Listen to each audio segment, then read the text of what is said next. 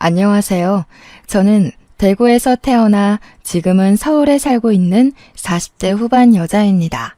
곧 50을 바라보고 있는 나이에 어릴 때부터 산전수전 다 겪었던 이야기를 추억 삼아 한번 풀어보려고 사연을 씁니다.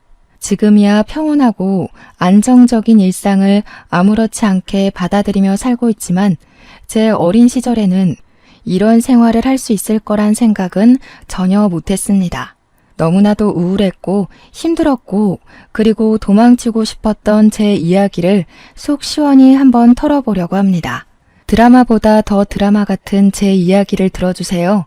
제가 어릴 때, 그러니까 잘 기억도 나지 않는 어느 추운 겨울에 우리 엄마와 아빠는 이혼을 하게 되었습니다. 어른들의 사정이라 정확하게 무슨 일이 있었고 왜 따로 살아야 하는지 몰랐지만 자연스럽게 아빠가 집에 돌아오지 않아서 알게 되었습니다. 이제 나는 아빠가 없구나 하는 사실을요. 저는 엄마랑 함께 살았고 아주 어린 동생이 있었습니다. 우는 것, 웃는 것, 자는 것, 먹는 것밖에 할 줄 모르는 동생을 두고 아빠는 그렇게 호련히 우리의 곁을 떠나고 만 거죠. 엄마는 항상 아빠가 나쁜 놈이라고 했습니다. 저에게 세뇌를 시키듯 너희 아빠는 못된 사람이야, 우리를 버리고 간 사람이야, 파렴치한 인간이야 라고 반복해서 말했습니다. 엄마는 아빠가 우리를 버리고 간 거라고, 사업한다고 돈이란 돈은 다 말아먹고 나간 놈이라고 치를 떨었습니다. 분명 저에게는 자상한 아빠였음에도 불구하고 기억은 점점 흐려졌고 엄마의 말대로 제 기억 속 아빠는 나쁜 놈으로 자리 잡고 말았죠. 나름 가난하지 않게 살았던 것 같은데 몇 번의 이사를 거쳐 집은 점점 좁아지게 되었고 어느 날부터는 난방이 잘 되지 않는 단칸방에 엄마와 저, 동생까지 셋이서 살게 되었습니다. 아빠는 이혼하고 나서 양육비를 한 번도 주지 않았다고 엄마는 저에게 하루빨리 자라서 돈을 벌어오라고 했습니다. 우리 엄마는 동네 이발소에서 샴푸도 해주고 면도도 해주는 직원이었는데 어릴 땐 몰랐지만 크면서 알게 되었죠. 우리 엄마 뒤에 꼬리표처럼 따라붙는 소문이 아주 무성하다는 사실을요. 엄마가 동네 유부남들에게 꼬리를 치는 것도 모자라 3다리, 4다리를 걸치며 꽃뱀짓을 하고 다닌다는 것이었습니다. 당연히 저는 학교에서 왕따를 당하게 되었습니다. 그 당시에는 왕따라는 게 정말 만연했고 지금처럼 공론화되기 어려웠기에 심하게 괴롭힘을 당했습니다. 특히 유독 심하게 저를 괴롭히던 애가 있었는데 그 아이의 이름은 아직도 기억에서 지워지지 않습니다. 김미나. 그 아이는 제가 자신보다 공부를 조금 더 잘한다는 이유에서 저를 괴롭혔습니다. 미나는 꽤 잘 사는 집안의 딸이었고 애초에 저 같은 환경에 놓인 애랑은 차원이 다른 아이였습니다. 비교를 할 수준도 아니었지만 그저 괴롭힐 아이가 필요하고 분풀이할 대상이 필요해서 저를 못살게 군 것이겠죠. 공부를 제가 조금 더 잘했다고 괴롭혔지만 사실 제 성적이 그렇게 좋은 편은 아니었거든요. 저는 집에서나 학교에서나 어딜 가도 치이는 그런 동네북이었던 겁니다. 책상에 죽어라 나가라 하는 낙서는 물론이고 교과서를 물에 적셔 놓는다거나 찢어 놓는 건 아주 기본이었습니다. 서랍에 몰래 압정을 넣어둔다거나 실핀을 넣어두어 손을 다치게 한 경우도 있었습니다. 물벼락을 맞는 건 아주 일상이었기에 항상 체육복을 뒤집어 쓰고 수업을 받아야만 했습니다. 그냥 물이면 다행이었지만 걸레를 빤 물인 날에는 최악이었죠. 체육 시간에 피구라도 하면 모조리 다 저에게 공을 던져댔습니다. 학급에서 인기 있고 영향력 있는 김미나가 저를 괴롭히니 나머지 아이들도 자연스럽게 저를 무시하고 괴롭히기 시작했습니다. 방관하는 친구들은 그나마 고마울 지경이었습니다.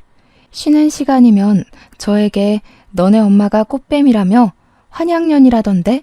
남자 없으면 죽는 년이래 하면서 모욕을 주었고요. 그 와중에도 깔깔 웃으면서 너도 똑같은 팔자 아냐? 엄마 팔자 닮는다던데 하면서 학급 아이들은 저를 놀렸습니다. 정말 학교 생활이 죽는 것보다 더 싫었습니다. 왜 가만히 있었냐고요? 가만히 있지 않았습니다. 처음에는 나한테 왜 그러냐고 화도 내보고 이러지 말라고 애원도 해봤습니다. 그런데 제가 반응을 하면 할수록 아이들의 장난의 강도는 높아지기 시작했고 나중에는 몸에 상처가 생길 지경이었습니다. 처음 상처가 생긴 날 저는 참지 못하고 담임 선생님을 찾아가 일렀습니다. 우리 반 아이들이 저를 작당하고 괴롭혀요. 상처가 났어요.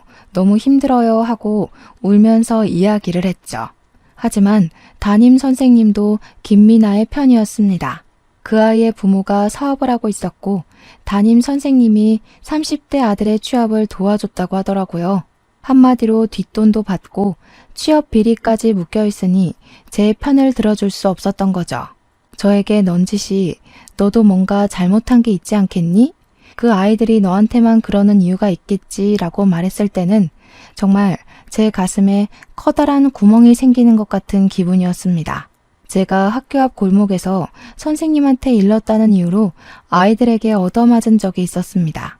그날은 꽤 많은 아이들이 저를 괴롭혔고 결국 지나가던 행인의 신고로 죄다 경찰서에 잡혀간 일이 있었죠. 분주한 경찰에서 죄인처럼 고개를 숙이고 있었던 건 저 하나였습니다. 가해자들은 오히려 뻔뻔했고 피해자인 저는 그들과 눈도 마주치지 못했습니다. 간간히 형사들의 열이 뻗친다는 큰 소리가 오고 가고 했지만 결국 제 눈앞에 드리워진 합의서와 돈봉투는 모든 것을 포기하게 만들었습니다. 가해자들의 부모가 저를 멸시어린 눈으로 바라보며 합의서에 도장만 찍으라고 종용했습니다. 아무리 그래도 이렇게 얻어맞았는데 우리 엄마는 내 편이겠지 했지만 엄마는 그 돈봉투에 눈이 돌아 바로 도장을 찍었습니다. 봉투 두툼한 거 봐라. 오늘은 고기 먹어도 되겠다 하면서 엄마는 선심 쓰듯 합의금으로 돼지 목살을 구워줬습니다. 저는 아직까지도 탐욕스러운 눈으로 다친 저를 살피기보다 돈을 먼저 보는 엄마를 잊을 수가 없네요. 저의 남동생도 마찬가지로 학교 생활이 고단할 것 같아서 마음이 좋지 않았습니다. 하지만 제 동생은 저와 다른 방향으로 엇나가기 시작했죠. 엄마를 욕하는 동급생을 때리고 양아치들이랑 어울려 다니면서 문제란 문제를 다 일으키고 다니고 있었어요. 제가 피해자의 입장으로 경찰서를 갔다면 동생은 가해자의 입장으로 경찰서를 들락거렸죠. 엄마는 동생 대신 사죄를 하고 다니면서 저에게 책임을 전가했습니다. 도대체 넌 어디서 뭘 하고 지내길래 동생이 저렇게 엇나가는데 신경을 한번 안 쓰냐고요. 저는 이런 집안이 너무나도 지긋지긋했고 도망치고 싶었습니다. 동생은 결국 고등학교를 자퇴하고 허구한 날 동네 양아치짓 하고 다니다가 소년원에도 몇 번 가게 되었고요. 엄마는 동생이 소년원에 가고 집에 들어오지 않자 저를 버려둔 자식 취급하며 이 남자 저 남자 만나러 다니기 바빴습니다. 소문처럼 우리 엄마는 남자 없이는 못 사는 사람이었거든요. 저는 고등학교를 졸업하자마자 자의반 타의반으로 공장에 취직을 하게 되었습니다.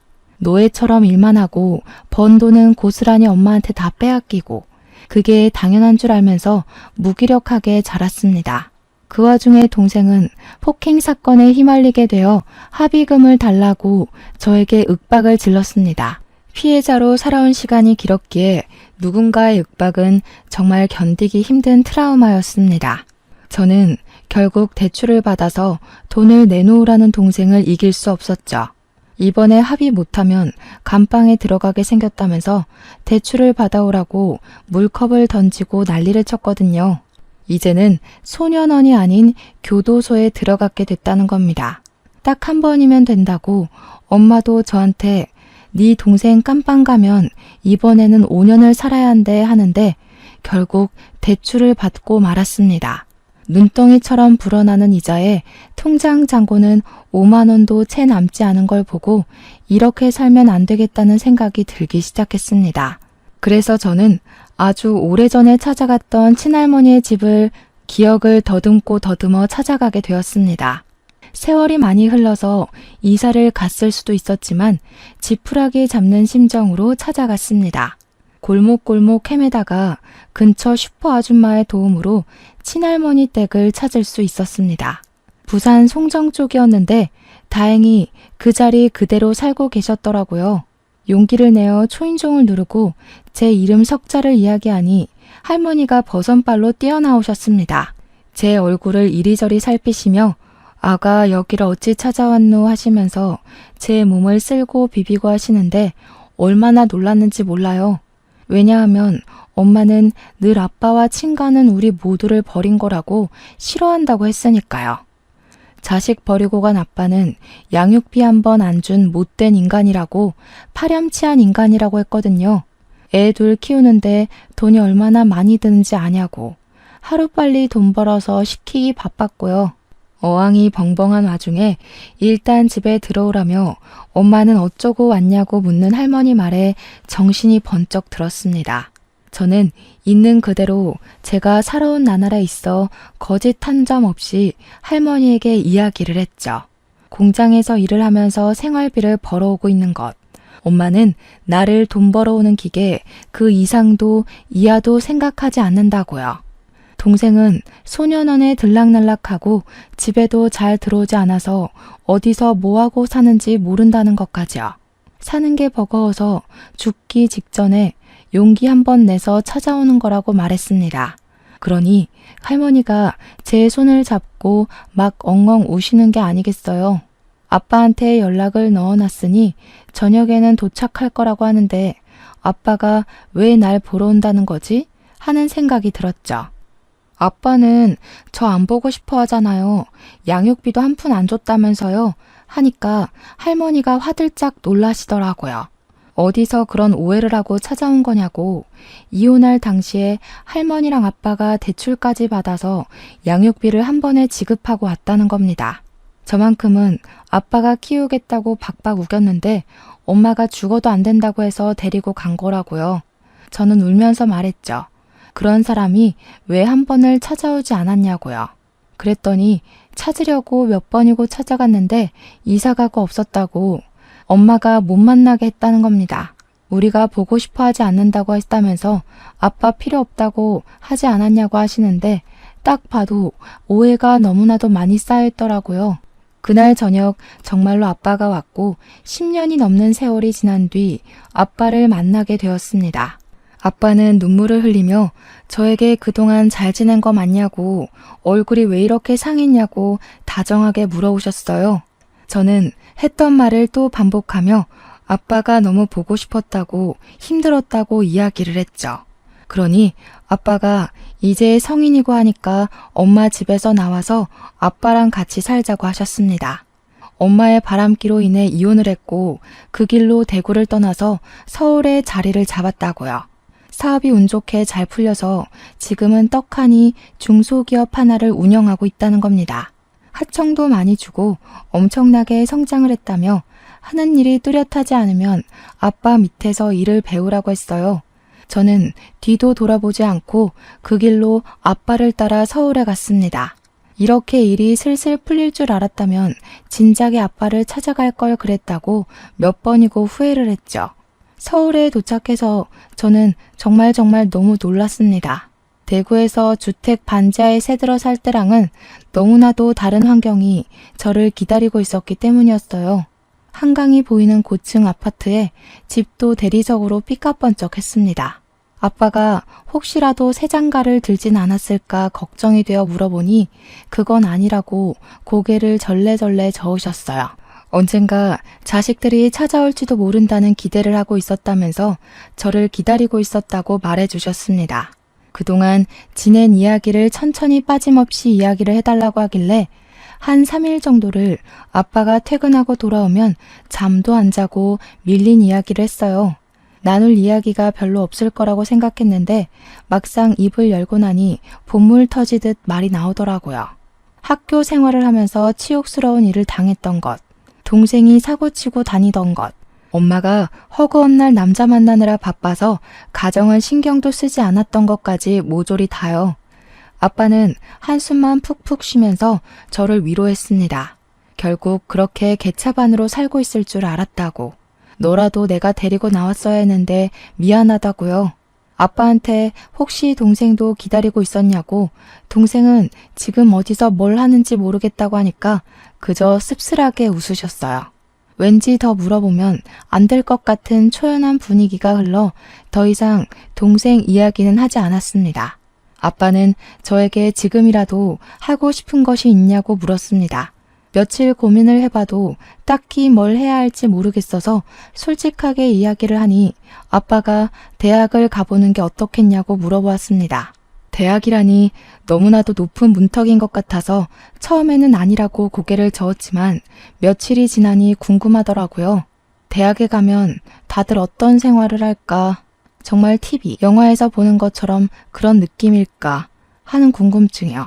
저는 결국 재수학원을 등록하게 되었고 수능을 준비하게 되었습니다. 몇 년 동안 공부를 하지 않았으니 머리가 잔뜩 굳은 느낌이었지만 열심히 하니까 또 들어오긴 하더라고요. 수능이 몇 개월 남지 않은 시점이었기에 다음 수능을 준비하기로 하고 정말 남들보다 몇 배로 노력을 했습니다. 코피를 쏟아가며 공부한다는 게 이런 심정인지 몰랐는데 제 코에서 코피가 나니까 신기하더라고요. 책이 시커멓게 변할 때까지 밑줄을 치며 머릿속에 입력을 하려고 무던히 애를 썼습니다. 그렇게 1년 5개월 동안 열심히 공부를 한 결과 저는 서울에 있는 4년제 경영학과에 입학할 수 있게 되었습니다. 아빠가 저에게 회사에 들어와서 같이 일하면 참 좋겠다고 몇 번이고 이야기를 하셨기에 그 뜻을 함께 하고 싶은 마음에서였죠. 늦가기 신입생이 되어 열심히 대학에 다니는 동안 엄마랑은 단 한 번도 허락을 주고받지 않았습니다. 처음에 서울에 올라오기 전 미처 공장에 이야기하지 않았던 게 기억이 나서 딱 한 번 대구에 내려갔었거든요. 그런데 공장에서 일하던 직원들이 저보고 대체 어디에 있었냐고 엄마가 공장을 이잡듯이 뒤졌었다고 말하더군요. 엄마는 멀쩡한 얘가 갑자기 공장 일은 왜 그만두었냐며 애꿎은 공장에서 난동을 부리고 갔다고 했습니다. 저는 자세한 이야기는 하지 않고 엄마가 또 찾아오면 제가 왔었다는 이야기는 하지 말아달라고 부탁드렸습니다. 공장 직원들도 어린 나이에 제가 고생하고 있는 속사정을 대충 알고 계셨기에 알겠다고 하셨죠. 도망가고 싶다고 몇 번이나 말을 했었으니까요. 저는 사직서를 낸 동시에 휴대폰도 없애버렸어요.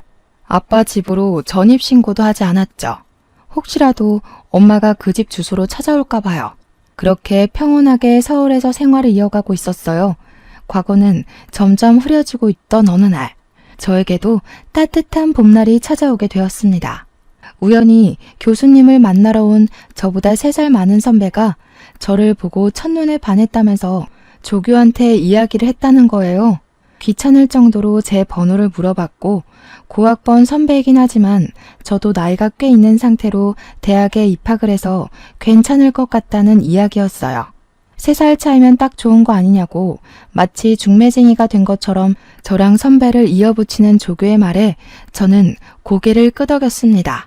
솔직히 대학 다니면서 나이 차이 많이 나는 동기들 사이에서 저는 잘 어울리지 못하고 있었거든요.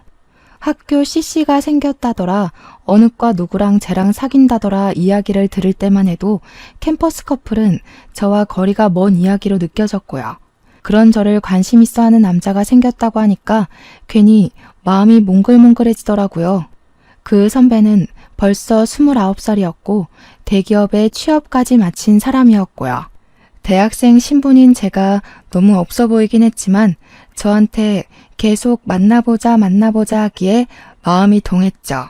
처음에는 부담스러웠지만 저한테 들이댄 선배가 사실 우리 학교 전설이나 다름없는 사람이라고 조교가 말해준 뒤로는 마음이 동했습니다.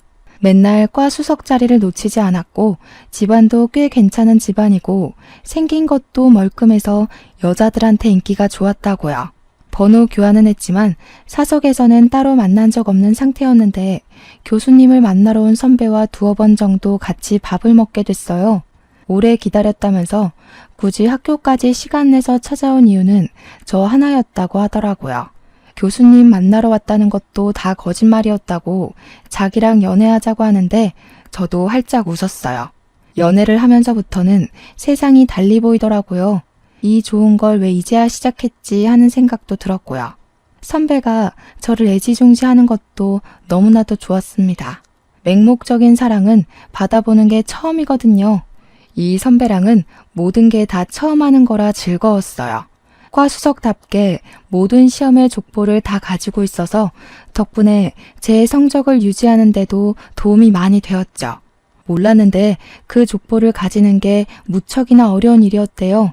돈 주고 사겠다는 애들이 있을 정도로 귀한 것이었다는데 저는 원하는 만큼 받아볼 수 있었죠.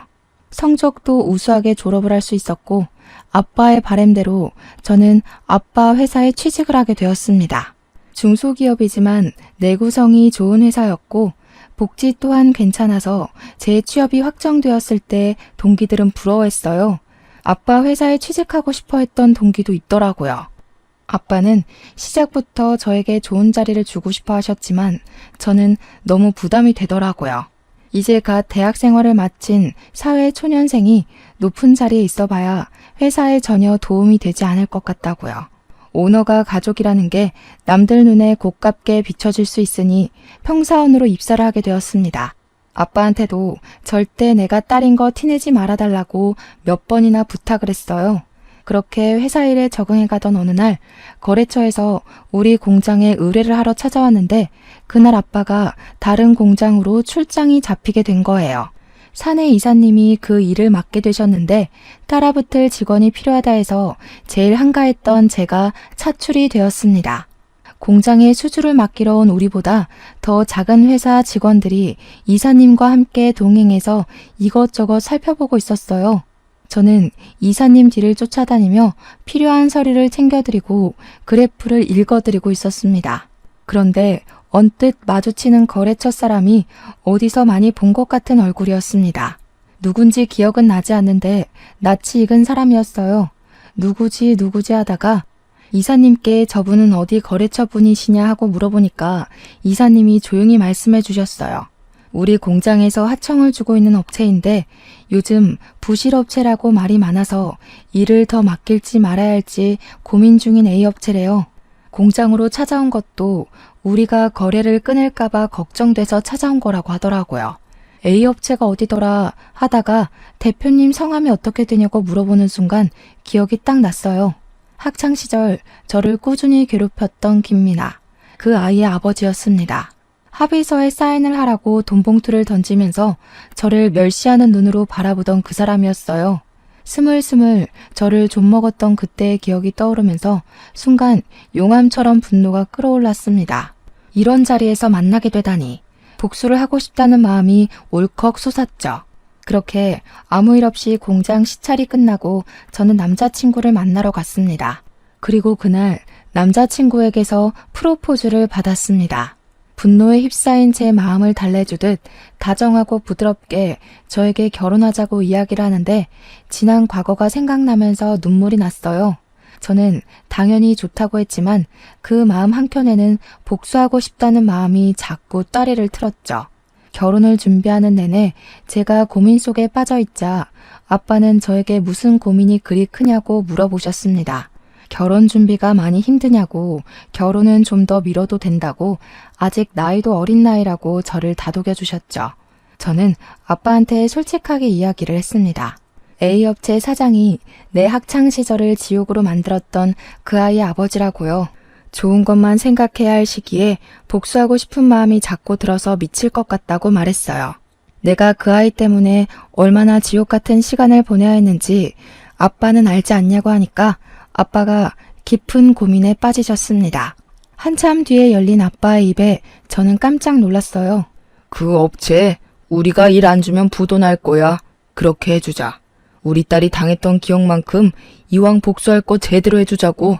2번 다시는 일어날 수 없게 만들어주자. 며칠 뒤 아빠는 A업체 대표한테 따님이 우리 딸이랑 동창이라고 하던데 같이 식사나 한번 하자고 요청을 했어요.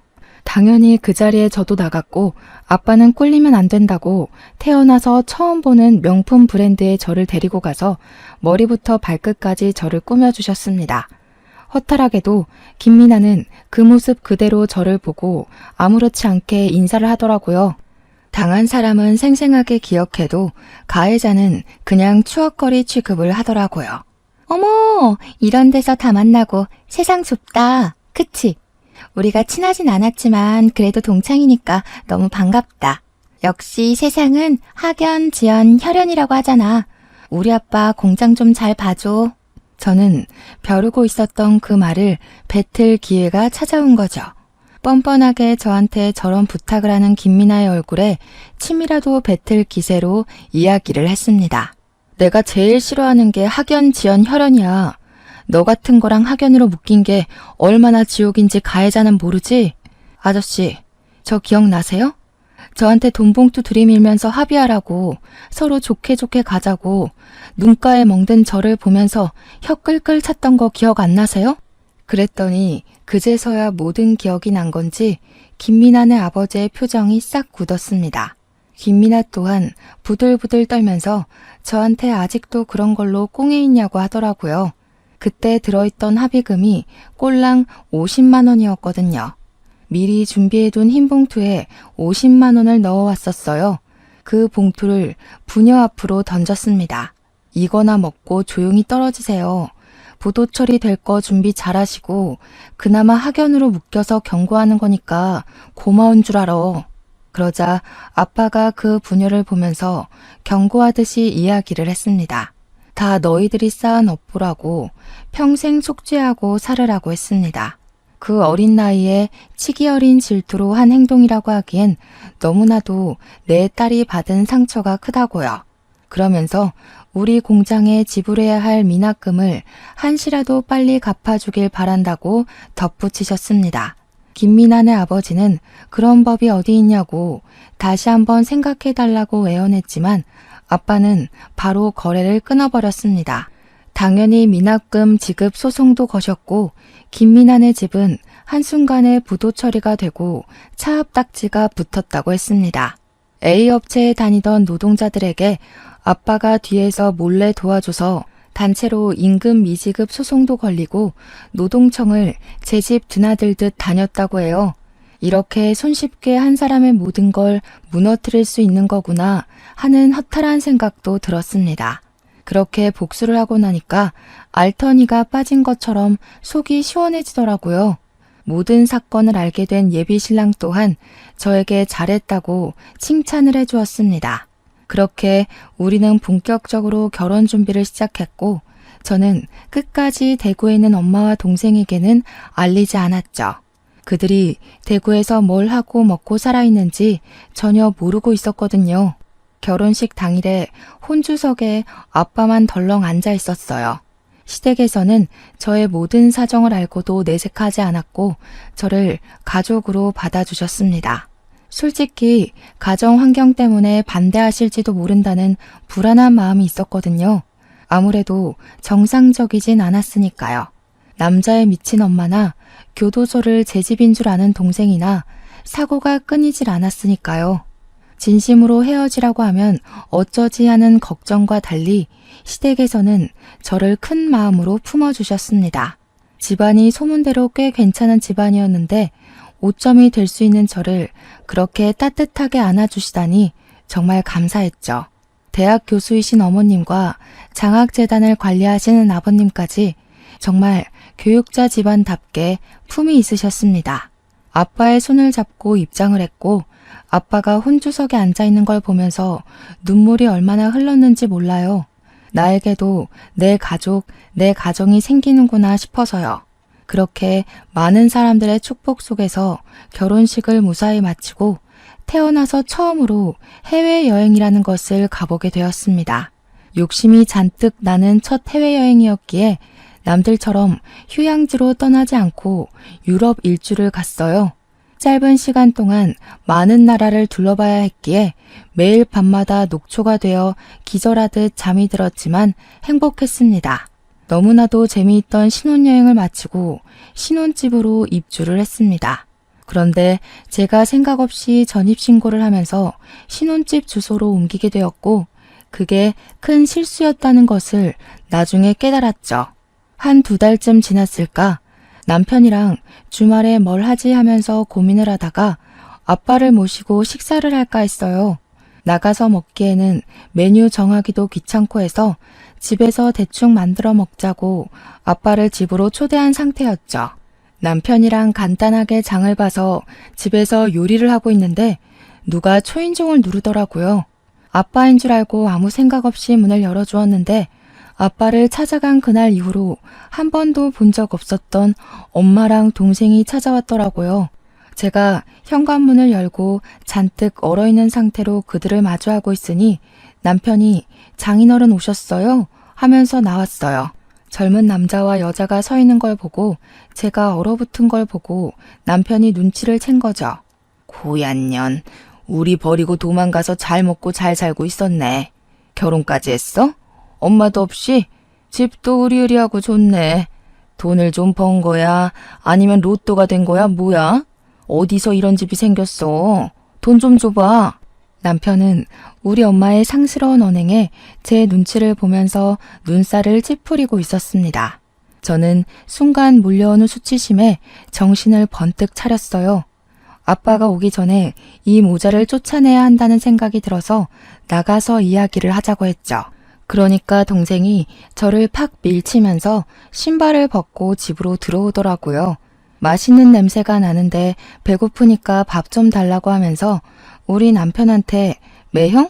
매형이라고 불러야 하나? 이러고 있더라고요. 그래, 우리 사위가 돈이 많은가? 우리 딸이 팔자가 기가 막히게 좋네. 어디서 이런 부잣집 아들내미를 물었어? 얘, 너는 부모 없이 결혼하면 시댁에 책 잡히는 거 몰라서 그런 짓을 해? 내가 부모가 없긴 왜 없어? 나 아빠 있어.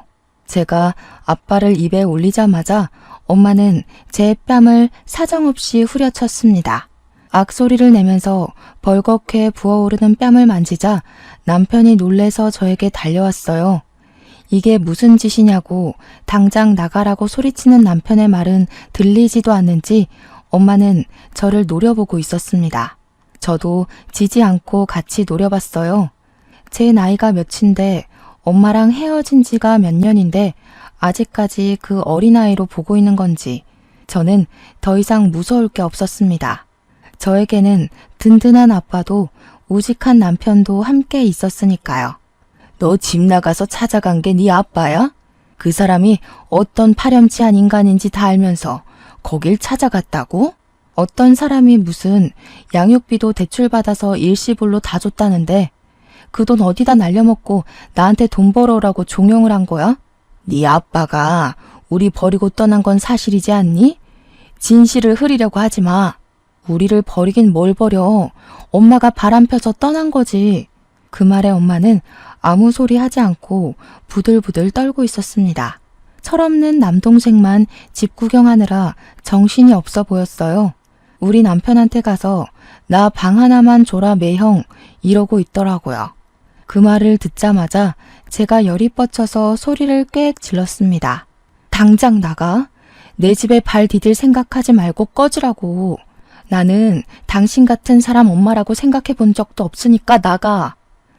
아빠는 그럼 나한테는 땡전 한 푼 안 주고 누나만 몰래 챙겼던 거야? 서운하네. 이 집도 아빠가 해준 거야 혹시? 아빠 번호 좀 줘봐. 안 그래도 나 이번에 합의금 나가야 하는데 아빠한테 돈 좀 달라고 해야겠다. 아니면 누나가 줄래? 그 순간 아빠가 집에 들어왔습니다. 무슨 소란이 이렇게 크냐고 집에 들어왔다가 거실에 서 있는 엄마랑 동생을 보고 아빠의 표정이 딱딱하게 굳었습니다. 오랜 시간이 흘렀지만 한 번에 알아본 듯 했어요. 이 미친 여팬네가 여기가 어디라고 찾아와? 내가 내 딸 집 온다는데 당신이 뭔데 상관이야? 우와, 아빠야? 얼굴도 기억 안 나서 몰라볼 뻔했네. 아빠, 나 진짜 서운하다. 어떻게 누나만 쏠랑 챙길 수 있어? 만나자마자 이런 얘기해서 미안한데 나도 솔직히 자식인데 챙겨줄 수 있잖아. 혹시 5천만 원만 해줄 수 있어? 돈 해주면 나는 누나 안 찾아올게. 내가 돈 나올 구멍이 없어서 누나 찾아온 거거든. 동생이 신이 나서 떠들고 있는데 아빠가 동생을 싸늘하게 쳐다보더라고요. 저를 처음 봤을 때랑은 너무나도 다른 반응에 저는 오금이 저릴 지경이었습니다. 저를 보고는 눈물을 뚝뚝 흘렸던 아빠였는데 동생은 거의 죽일 듯이 노려보고 있었어요. 아직까지도 애한테 말을 안 해줬어? 엄마는 누나를 이리저리 굴리면서 뭘 굳이 긁어 부스럼을 만드냐고 핀잔을 줬어요. 아빠는 거칠게 이마를 문지르면서 동생을 향해 이야기를 했습니다. 누가 네 아빠야? 너 내 자식 아냐? 네 친부한테 가서 돈 달라 그래. 내가 내 얼굴에 침 뱉기란 말을 안 하고 있었는데 이렇게 뻔뻔하게 굴면 나도 할 말은 해야지. 아빠의 폭탄 발언에 저도 남편도 바짝 얼어서 눈치만 보고 있었습니다. 내 친동생인 줄 알았던 동생이 알고 보니 반만 섞인 동생이라는 것이었습니다. 아빠는 잔뜩 흥분을 했는지 침까지 튀기며 모자에게 삿대질을 하면서 이야기를 했어요. 너 밖에서 싸질러 온 자식이라고. 너 크면서 점점 나를 닮은 구석이 없는 것 같아서 내가 유전자 검사해봤다. 내 친자식 아닌 거 알고 이혼한 거야 내가. 돈 필요하면 너네 친부 찾아가라. 아직 친부가 누군지도 모르지? 네 엄마가 일하던 이발소 사장이 너네 아빠다. 그 말에 저는 소리를 꽥 질렀습니다. 그 이발소 사장은 손버릇이 나쁜 놈이었고 느글느글하게 생겨서 도박쟁이였거든요.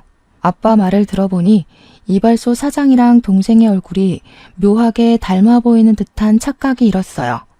동생은 충격이라도 받은 건지 엄마를 향해서 이게 진짜야? 진짜야? 하고 있고 엄마는 찔리는 게 있는지 시선을 피하더라고요.